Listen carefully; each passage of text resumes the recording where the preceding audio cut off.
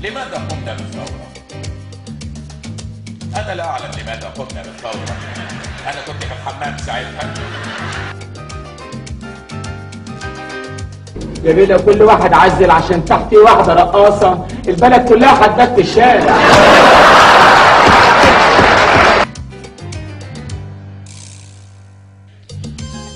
احنا ولاد كلب؟ والله العظيم لقص البيت فوق دماغكم يا كلاب.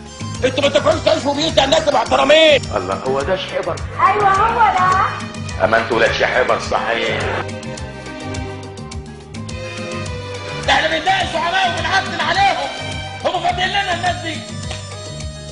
اللهم افقرنا واغنيهم. اللهم خد مننا واديهم. اللهم شلعنا وغطيهم. 30 جنيه يا حاج. يجب علينا أن نلقنه درسا ونفلقه إلى نصفين. هاو هاو هاو هاو هاو.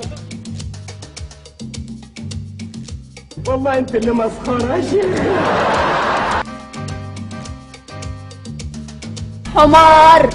حمار. حمار. وانا لو قمت جريت من هنا هيجرى حاجه؟ نبي ما هيجرى حاجه. انا جاي النهارده عشان ابص الايادي، ولو في حاجه تاني غير الايادي مستعد ابصي.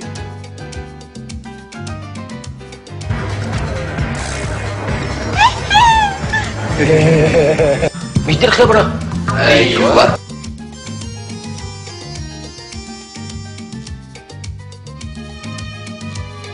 لا البنت خبرة بصراحة يعني، خبرة. وشوفوا قاعدة ازاي، القعدة دي مش قعدة أول دخلة أبدا. يا عاصم. ايه الحلاوة دي؟